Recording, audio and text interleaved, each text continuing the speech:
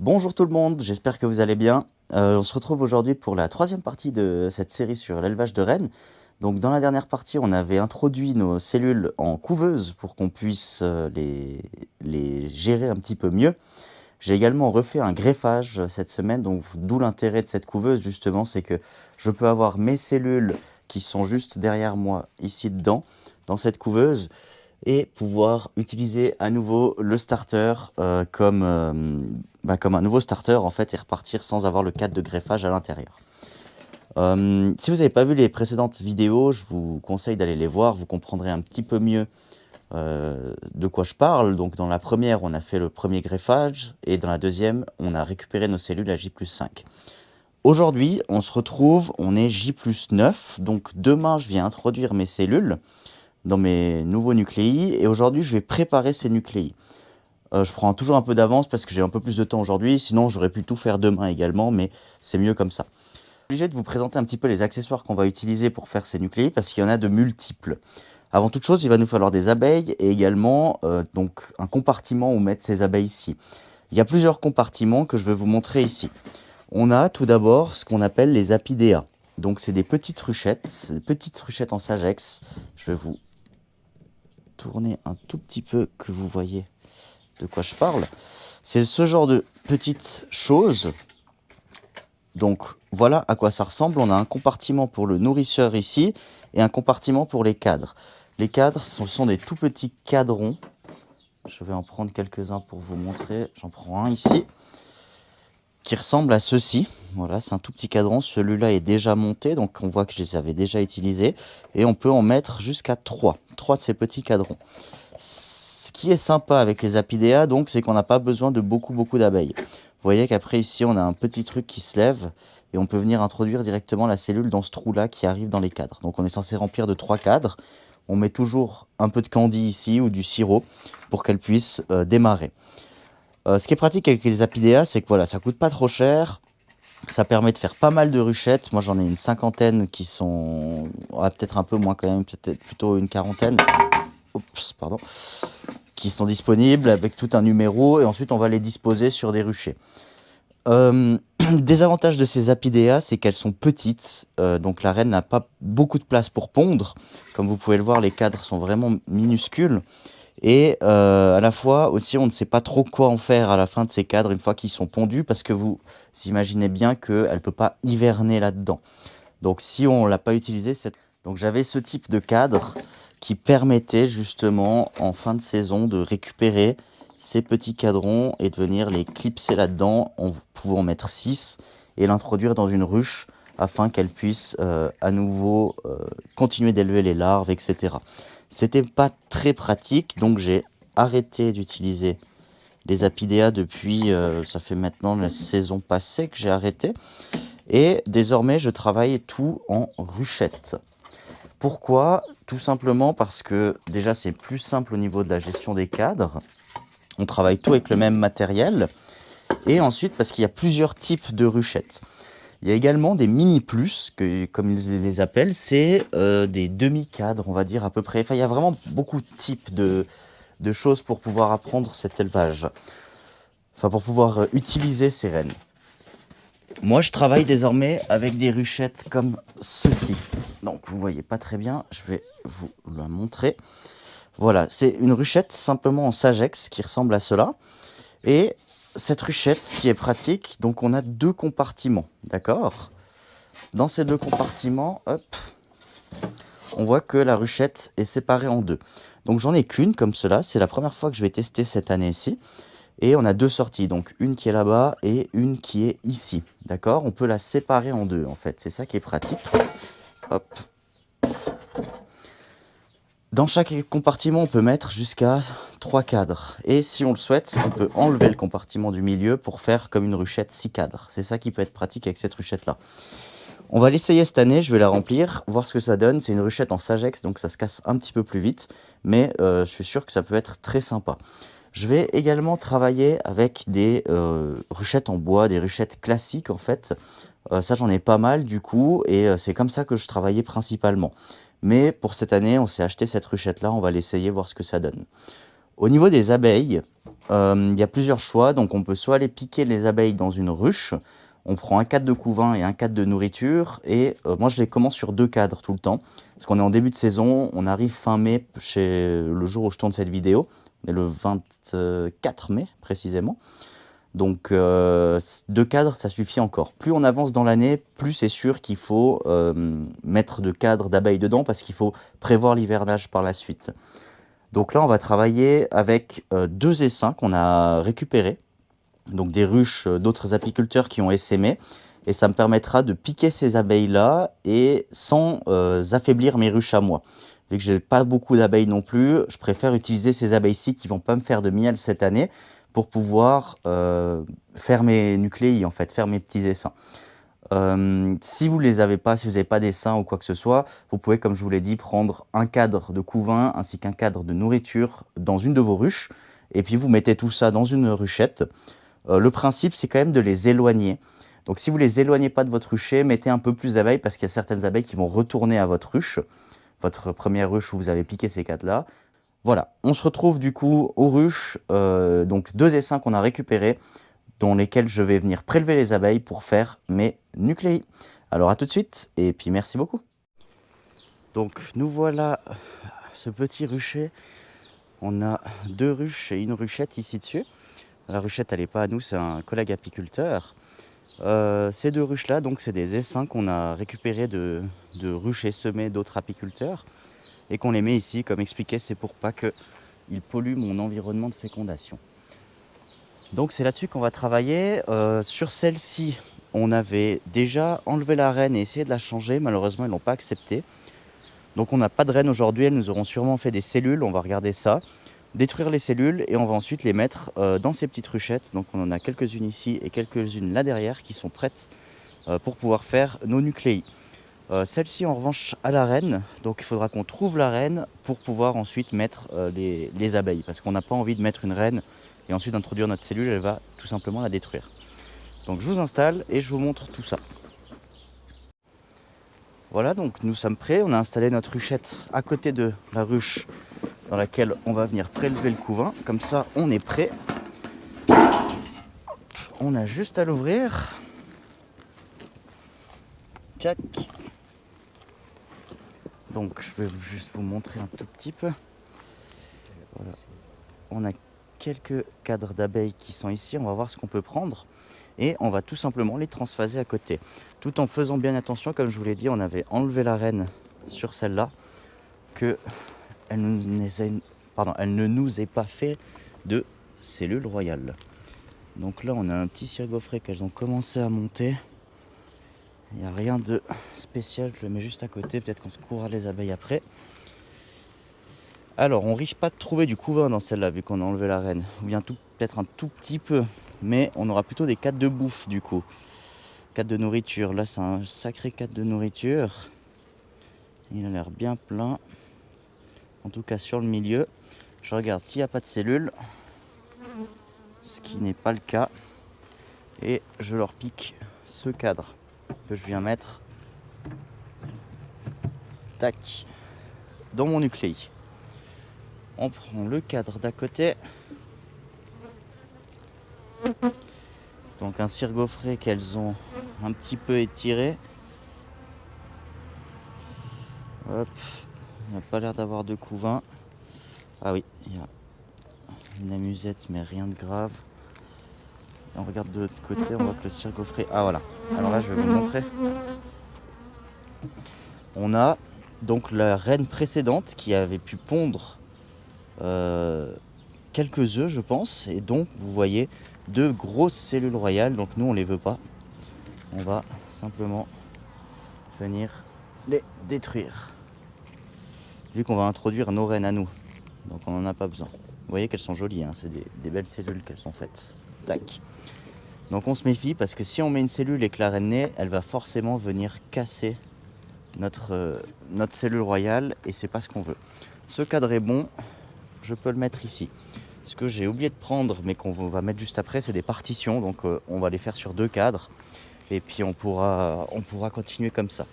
Donc je continue pour le deuxième compartiment. C'est ça qui est pratique avec ces ruchettes, c'est que on peut, alors là je pense qu'il y en a voyez comme elles font des boules d'abeilles. J'essaie de vous rapprocher pour que vous voyez un peu mieux.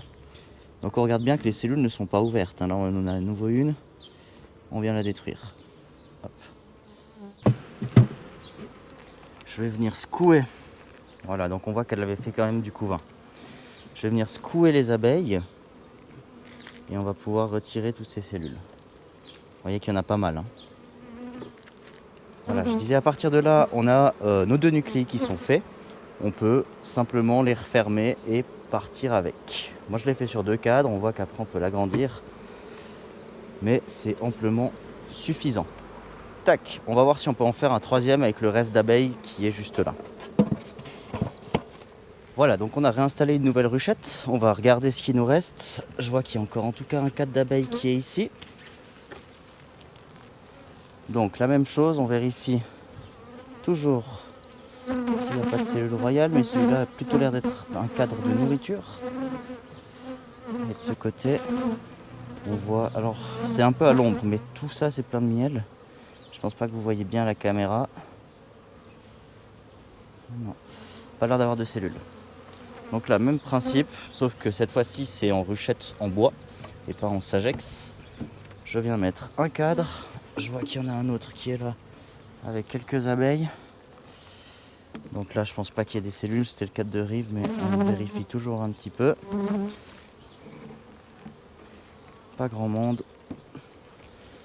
Pas de cellules. Hop, j'ai toujours mon cire-gaufret du départ avec mes quelques abeilles que je vais venir simplement taper dedans. On leur met la partition. Et là, ce qu'on va faire, c'est que on va écarter cette ruche.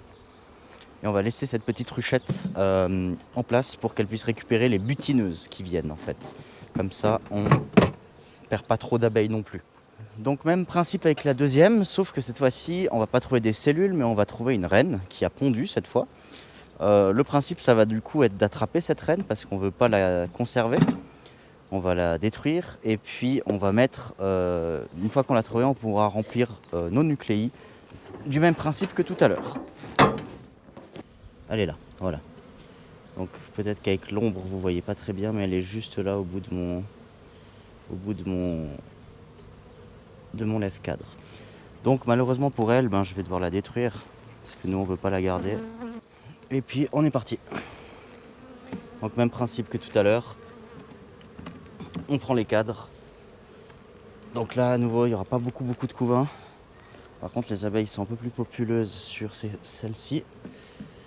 On met nos 2 cadres. En tout cas, ils ont de la nourriture, ça c'est aussi important pour qu'elles puissent bien élever cette reine. Une fois qu'on a mis nos 2 cadres, on referme le tout et on remplit une nouvelle ruchette. Grâce à cette technique, on a pu avoir 2 nucléi ici, un 3e qu'on viendra chercher ce soir, un 4e qui est juste là, qu'on vient chercher ce soir aussi, un 5e et un 6e qui sont ici. Donc on a pu faire 6 nucléi de 2 cadres grâce à ces 2 essaims qu'on a récupérés dans des ruches pièges en fait. Et voilà, ça nous permet de ne pas affaiblir nos ruches comme je vous l'expliquais. Nous voilà au rucher. Donc comme vous le voyez ici, on a déjà quelques ruchettes nucléi d'un précédent greffage que j'avais fait. Un petit tuyau que je peux vous donner si jamais, c'est de les mettre. Vous voyez là, j'ai la sortie de celle-ci, enfin l'entrée ou la sortie de celle-ci qui est face à moi, et celle d'à côté qui est contre moi. Donc de l'autre côté, pardon. Comme ça, lorsqu'elles vont sortir se faire féconder, eh bien, ça sera plus simple pour elles de se repérer en fait, et elles se tromperont un peu moins de ruches. Il y a aussi les couleurs, etc., tout l'environnement qui peut jouer, mais dans ce cas-là, j'ai trouvé que ça donnait un bon taux de réussite, et je suis assez satisfait de cette méthode. Ça nous permet de les empiler et de les enchaîner. Donc là, il y a un petit trou, justement, on va venir rajouter maintenant les ruchettes qu'on a faites tout à l'heure. Voilà, alors je vous pose, on va poser ces ruchettes, et puis je vous reprends parce que, comme vous avez pu le deviner, il en manque quelques-unes, hein. On en a fait 6, mais on a 11 cellules.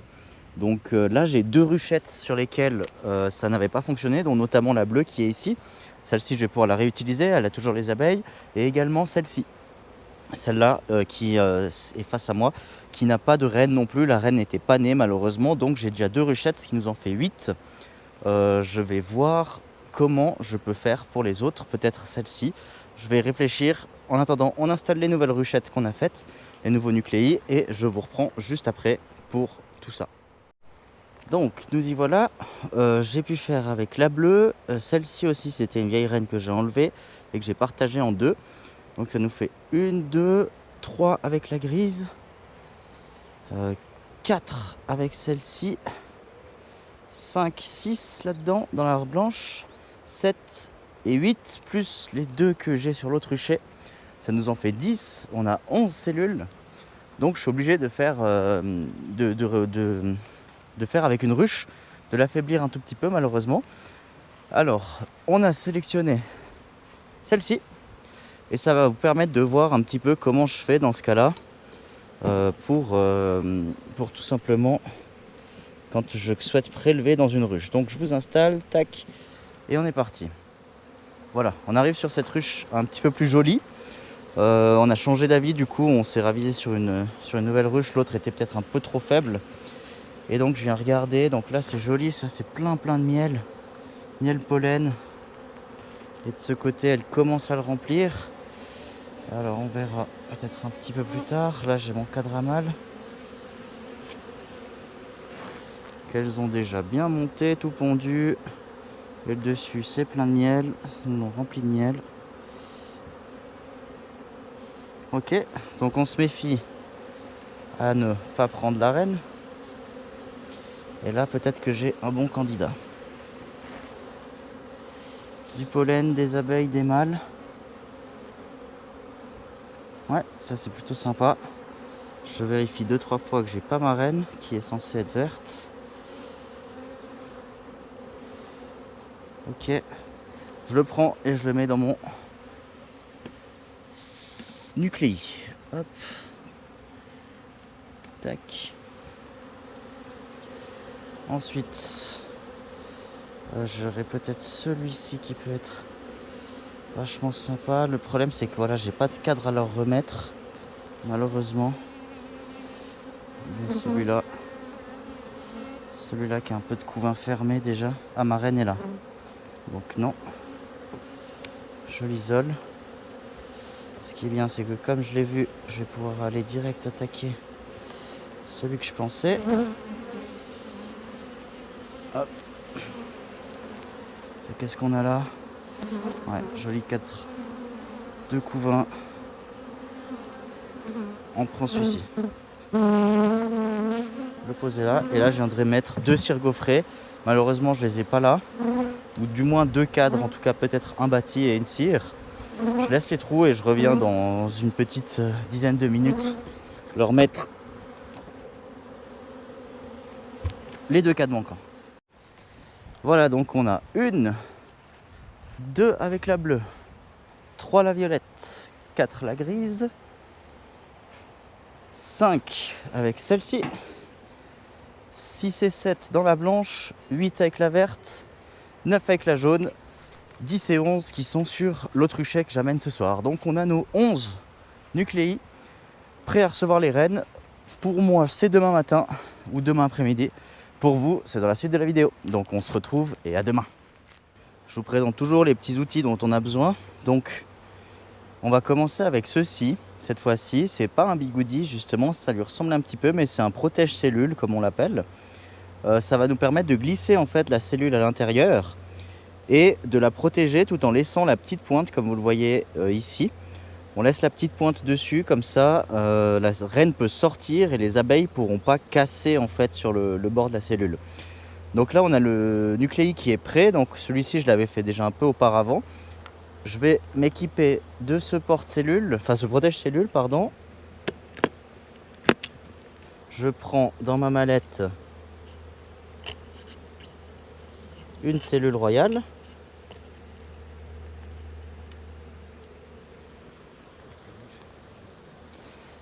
Comme ceci.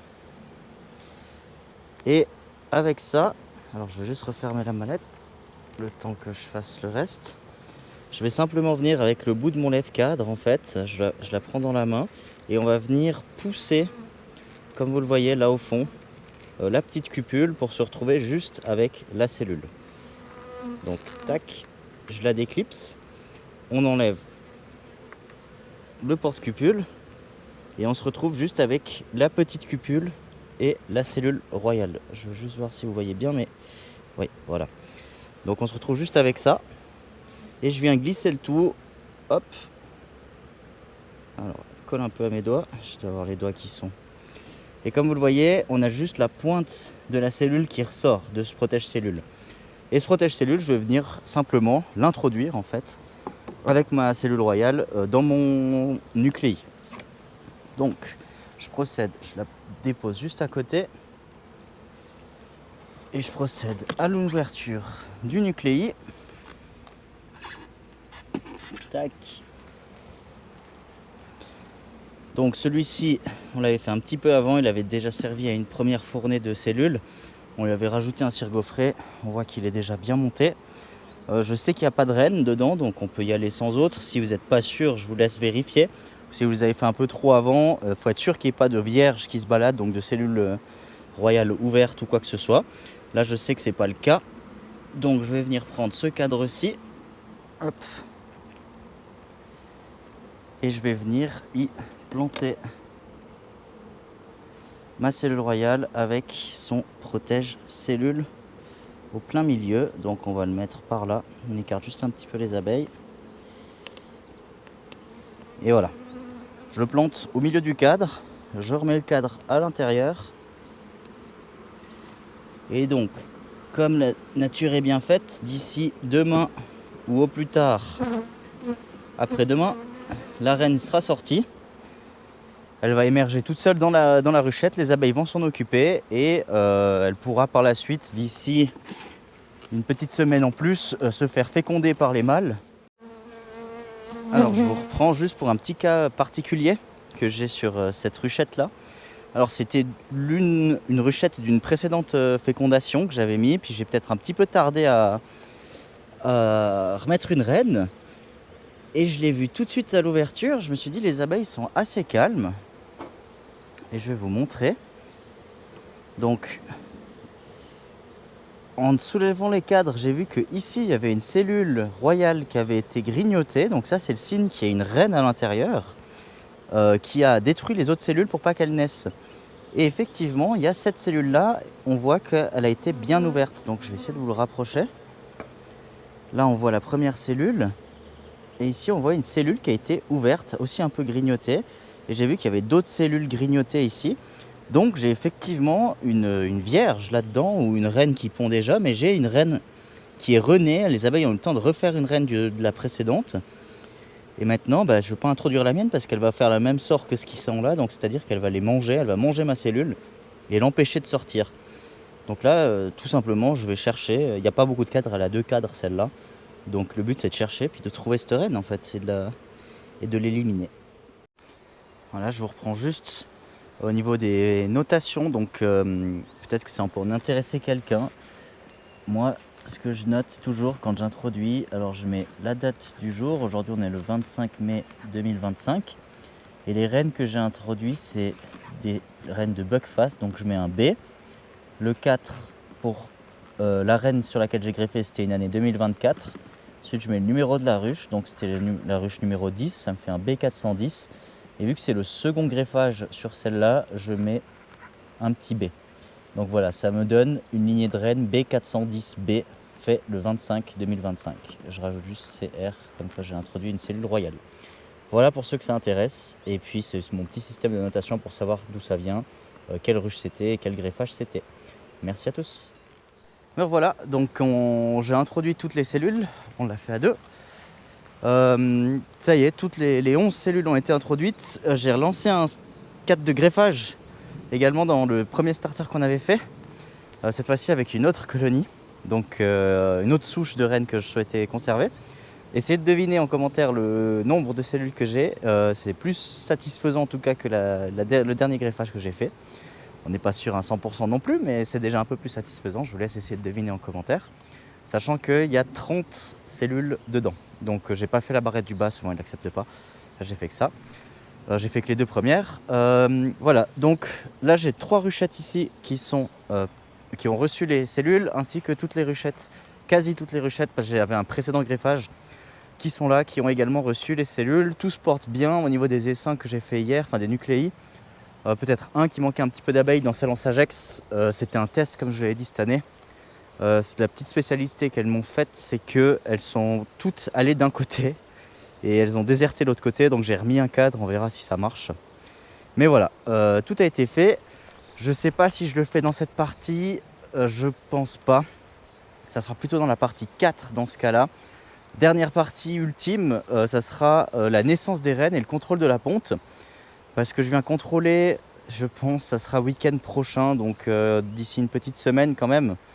Le temps de vous sortir cette vidéo, voilà, donc ça sera plutôt dans la partie 4 que je vous ferai le contrôle de la ponte et de la naissance des rennes. En attendant, je vous remercie beaucoup pour l'engouement que vous avez sur ces vidéos d'élevage de rennes, c'est vraiment très cool. Merci beaucoup pour la bienveillance que vous menez également dans la partie commentaires, c'est top. On se retrouve du coup la semaine prochaine, samedi 14 h. J'essaye de sortir une vidéo par semaine pour ce contrôle de l'élevage. Et ça sera la partie ultime. Après, j'essaierai de vous faire d'autres vidéos à picole, mais voilà, j'ai plein de choses à vous montrer. Mais cette petite série sur l'élevage s'arrête là. Ça s'arrêtera à la prochaine vidéo. Vous avez pu avoir le tout de greffage jusqu'à la naissance dans la prochaine partie, ainsi que le contrôle de la ponte. Et une fois que la reine a pondu, bah, vous aurez plusieurs choix. Je vous les présenterai dans la prochaine vidéo. Je vous remercie et à la prochaine. Ciao, ciao.